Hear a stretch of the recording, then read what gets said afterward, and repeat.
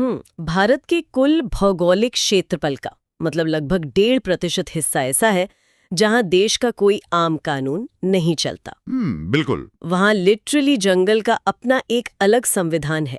मतलब कल्पना कीजिए एक ऐसे इलाके की जहां इंसान मेहमान नहीं बल्कि एक तरह से घुसपैठिए मैदे जाते हैं। हाँ, ये बहुत ही सटीक बात कही आपने। है ना?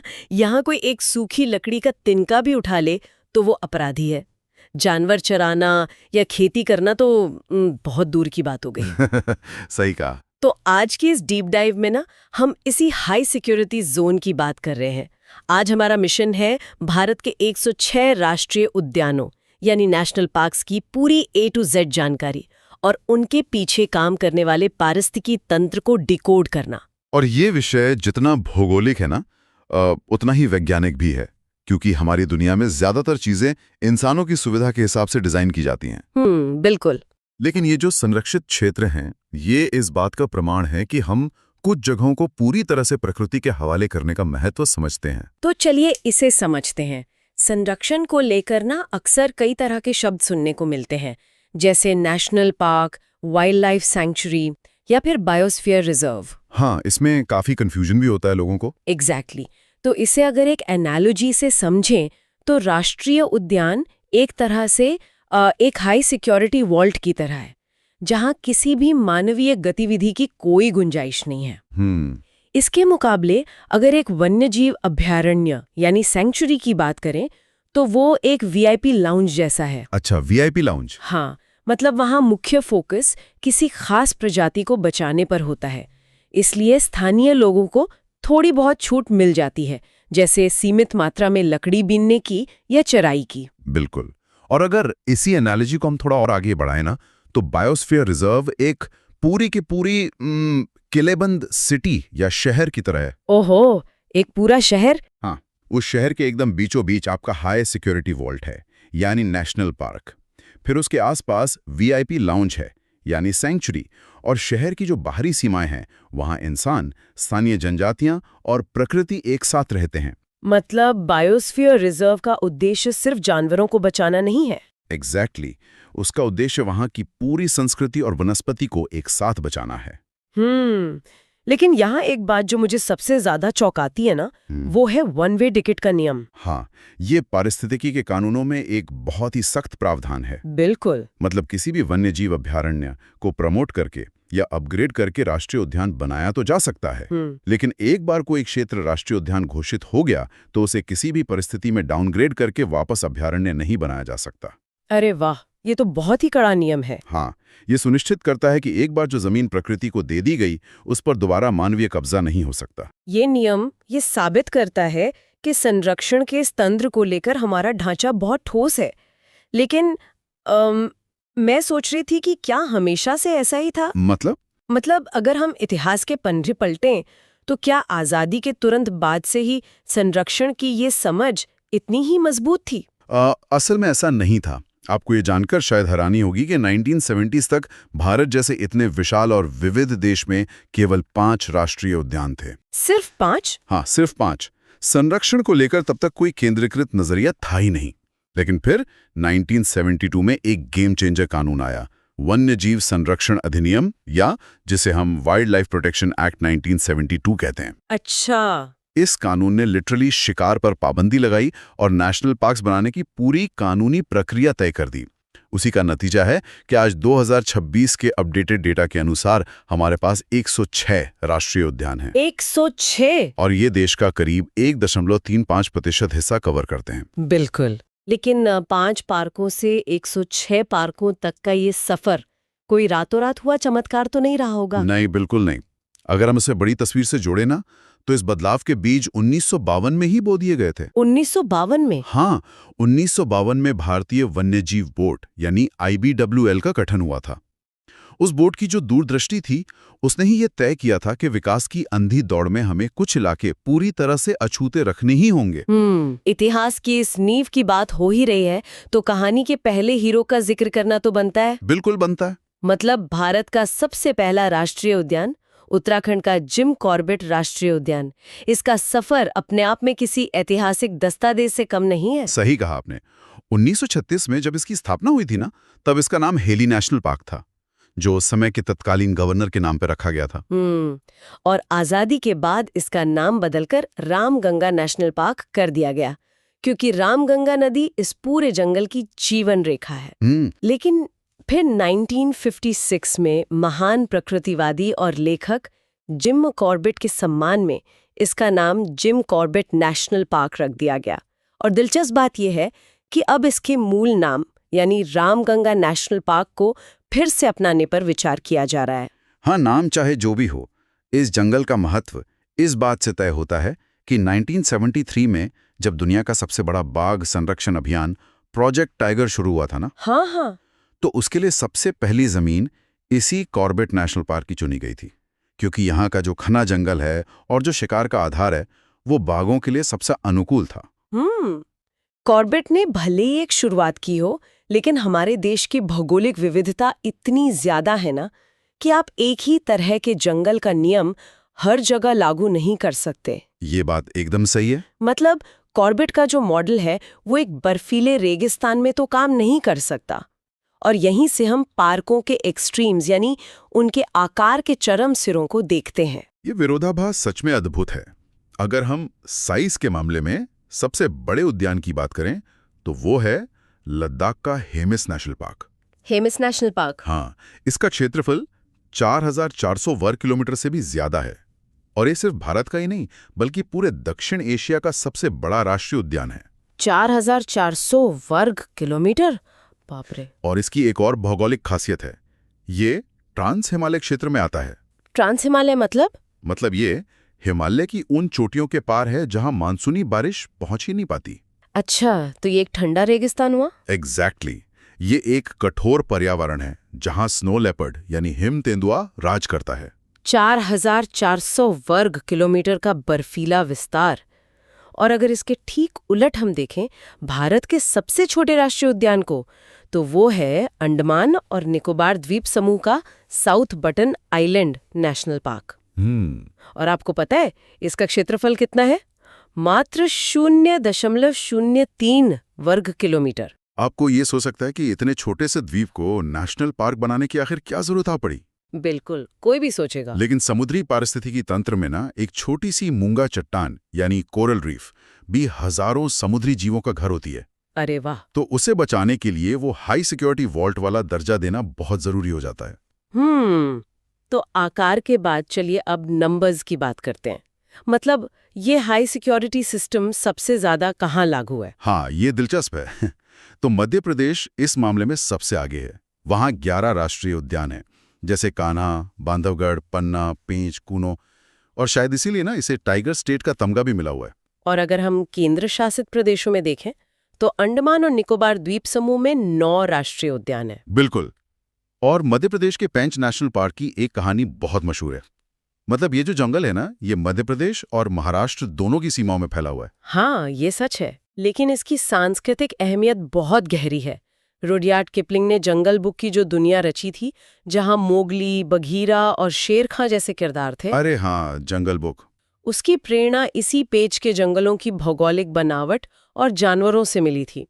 ये इस बात का बहुत बेहतरीन उदाहरण है कि कैसे जंगल सिर्फ पेड़ पौधे नहीं है, बल्कि हमारी कहानियों और हमारे साहित्य का भी हिस्सा है। ये तो एक बहुत ही खूबसूरत नजरिया है देखने का। तो चलिए अब कहानियों से निकलकर एक वास्तविक भौगोलिक यात्रा शुरू करते हैं, और इसकी शुरुआत हम उत्तर भारत के पहाड़ों से करते हैं। बिल्कुल। उत्तर भारत के जो हिमालयी क्षेत्र है ना, वहाँ एक अलग ही स्तर की जैव विविधता देखने को मिलती है। जैसे जम्मू कश्मीर में दाचीगाम नेशनल पार्क है, जो हंगुल यानी कश्मीरी हिरण के लिए जाना जाता है। लद्दाख का हिमिस तो हम देख ही चुके हैं। फिर हिमाचल प्रदेश में ग्रेट हिमालयन नेशनल पार्क है, जिसे यूनेस्को की मान्यता भी प्राप्त है। अच्छा। और उत्तराखंड में नंदा देवी, राजाजी और वैली ऑफ फ्लावर्स यानी फूलों की घाटी है। और अगर मैदानी इलाकों की बात करें तो उत्तर प्रदेश का इकलौता दुधवा नेशनल पार्क है। यहाँ बात सच में बहुत दिलचस्प हो जाती है। जब हम जम्मू कश्मीर के सलीम अली नेशनल पार्क का जिक्र करते हैं ना, तो अक्सर एक भौगोलिक उलझन पैदा हो जाती है। हाँ, ये कंफ्यूजन बहुत आम है। सलीम अली भारत के सबसे बड़े पक्षी विज्ञानी थे। उनके नाम पर जम्मू कश्मीर में नेशनल पार्क तो है, लेकिन अगर कोई सलीम अली पक्षी अभयारण्य की तलाश करे तो उसे गोवा जाना होगा। सही कहा। संरक्षण के नक्शे पर ये एक बहुत ही रोचक तथ्य है। और इसी नक्शे पर ना पूर्वोत्तर भारत भी एक बहुत ही अहम हिस्सा है।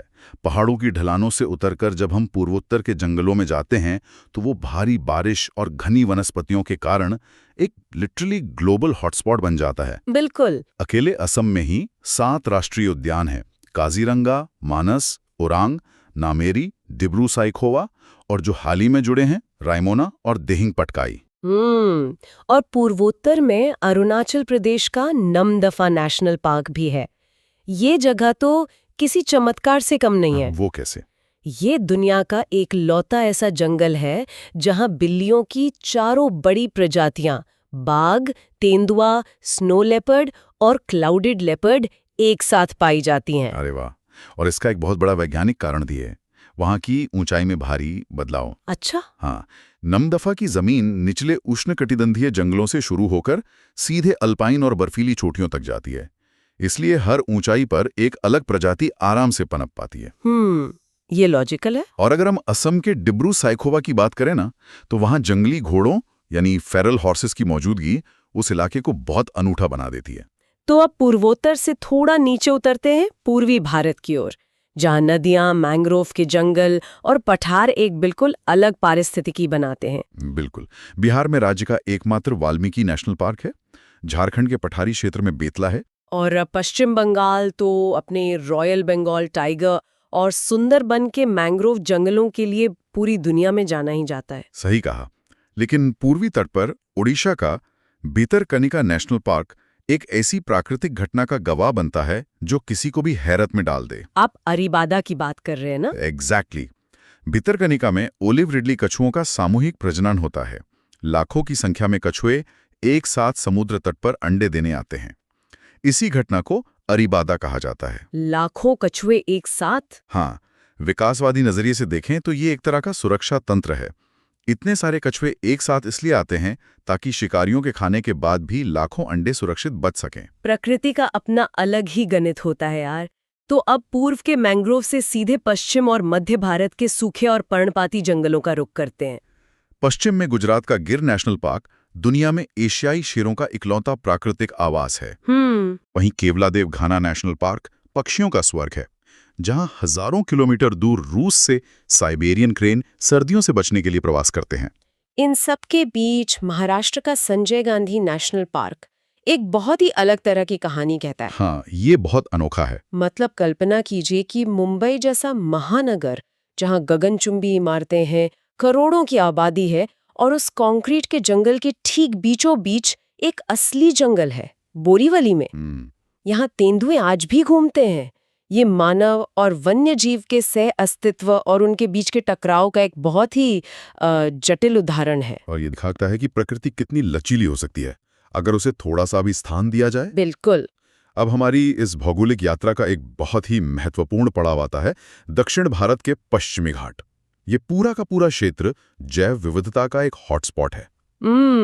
जब हम हॉटस्पॉट कहते हैं तो इसका तकनीकी मतलब क्या होता है? अच्छा सवाल है। हॉटस्पॉट का मतलब है एक ऐसा क्षेत्र जहां बहुत अधिक मात्रा में ऐसी प्रजातियां पाई जाती हैं जो दुनिया में और कहीं नहीं मिलती। ओके। लेकिन साथ ही उस पूरे इकोसिस्टम पर खत्म होने का बहुत बड़ा खतरा भी मंडरा रहा होता है। अच्छा, तो ये एक नाजुक संतुलन है। बिल्कुल। केरल की साइलेंट वैलीज का बेहतरीन उदाहरण है, जहां मैकाक मंदिर पाए जाते हैं।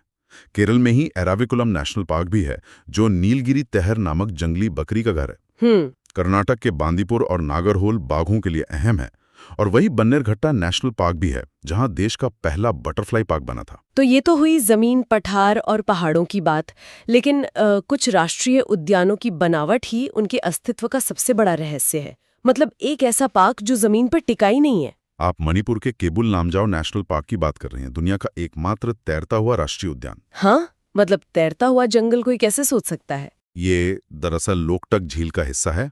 यहाँ वनस्पतियों, मिट्टी और जैविक पदार्थों के सड़ने से मोटे मोटे आवरण बन जाते हैं जो पानी के ऊपर तैरते हैं। इन्हें स्थानीय भाषा में फुमडी कहा जाता है, और ये फुमडियां इतनी ठोस होती हैं कि उन पर हिरण आराम से चल सकते हैं। अरे वाह! और इसके अलावा हमारे पास समुद्री पार्क भी तो हैं, जैसे तमिलनाडु में मन्नार की खाड़ी और गुजरात में कच्छ की खाड़ी। बिल्कुल। और मन्नार की खाड़ी विशेष रूप से डुगोंग यानी समुद्री गाय के संरक्षण के लिए बहुत अहम है। हाँ, जिस तरह केबुल लामजाओ का तैरता हुआ पर्यावरण वहाँ के खास जानवरों के लिए है ना, वैसे ही हर पार्क की अपनी एक फ्लैगशिप प्रजाति होती है। ये एक बहुत ही स्पष्ट पैटर्न है। जब हम किसी खास प्रजाति का नाम लेते हैं तो दिमाग में तुरंत एक नेशनल पार्क की तस्वीर उभर आती है। एग्जैक्टली। जैसे एक सींग वाले गैंडे की बात हो तो हम काजीरंगा के बारे में सोचते हैं। एशियाई शेर का मतलब गिर नेशनल पार्क है। हंगुल का मतलब कश्मीर का दाचिगाम है। और जो तैरता हुआ पार्क है केबुल लामजाओ, वो संगाई हिरन के लिए जाना जाता है।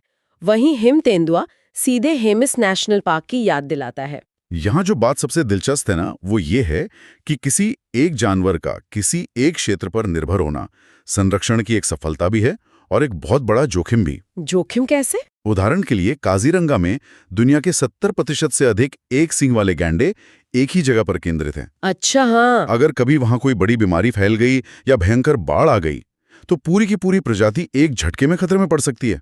ये तो है। और इसी जोखिम को कम करने के लिए ही तो इन जीवों को बचाने की एक बहुत ही वैज्ञानिक रणनीति अपनाई गई थी। प्रोजेक्ट टाइगर उसी का एक हिस्सा है। सही कहा। 1973 में जब प्रोजेक्ट टाइगर शुरू हुआ तो इसके पीछे टाइगर मैन ऑफ इंडिया कहे जाने वाले कैलाश सांखला का बहुत बड़ा हाथ था। और उन्होंने उस समय की शक्तिशाली शिकार लॉबी के खिलाफ एक लंबी लड़ाई लड़ी और ये साबित किया कि बाघों को बचाना सिर्फ एक जानवर को बचाना नहीं है, बल्कि पूरे जंगल को बचाना है। और इसी प्रोजेक्ट टाइगर के तहत ना कोर और बफर जोन की रणनीति लागू की गई थी। हाँ। इसे अगर हम सरल तरीके से समझें तो कोर इलाका वो आंतरिक हिस्सा है जहां जानवरों का पूरी तरह से राज है। बिल्कुल। वहां किसी भी तरह का इंसानी दखल बर्दाश्त नहीं किया जाता। बिल्कुल। और इसके चारों तरफ जो बफर जोन होता है वो एक शॉक एब्जॉर्बर यानी कुशन का काम करता है। Exactly, cushion. वहां जानवर भी आ सकते हैं और स्थानीय लोग भी कुछ गतिविधियों के लिए आ सकते हैं। ये जोन इंसानों और जानवरों के सीधे टकराव को रोकता है। और ये रणनीति इतनी सफल रही है कि आज अंतर्राष्ट्रीय स्तर पर भी इसकी मिसाल दी जाती है। इसी उच्च स्तरीय संरक्षण के कारण ही भारत के कई राष्ट्रीय उद्यानों को यूनेस्को की विश्व धरोहर सूची में शामिल किया गया है। काजीरंगा, सुंदरबन, नंदा देवी और ग्रेट हिमालयन नेशनल पार्क इसके प्रत्यक्ष उदाहरण हैं। लेकिन सिक्किम के खांगचेन जोंगा नेशनल पार्क की कहानी थोड़ी अलग है। वो भारत का इकलौता मिश्रित यानी मिक्स्ड विश्व धरोहर स्थल है। मिक्स्ड का मतलब? मिक्स्ड का मतलब है कि यूनेस्को ने इसे केवल इसकी प्राकृतिक सुंदरता या दुर्लभ जानवरों के लिए मान्यता नहीं दी है। अच्छा। बल्कि वहां के जो स्थानीय समुदाय हैं उनकी गहरी सांस्कृतिक और धार्मिक मान्यताओं के लिए भी मान्यता दी है। और ये यूनेस्को का टैग केवल सम्मान की बात नहीं है, ये अंतर्राष्ट्रीय स्तर पर मॉनिटरिंग और संरक्षण के लिए महत्वपूर्ण फंडिंग भी सुनिश्चित करता है। तो इतिहास, भूगोल और अंतर्राष्ट्रीय रणनीतियों को समझने के बाद अब सवाल ये उठता है कि आज 2026 में क्या नया हो रहा है। अगर करंट अफेयर्स की बात करें तो सबसे बड़ी चर्चा मध्य प्रदेश के कूनो नेशनल पार्क की है। हाँ, चीतों वाली बात। बिल्कुल। 1952 में भारत से चीते आधिकारिक तौर पर विलुप्त घोषित कर दिए गए थे। लेकिन प्रोजेक्ट चीता के तहत दशकों बाद चीतों को वापस लाया गया और कुनो में बसाया गया।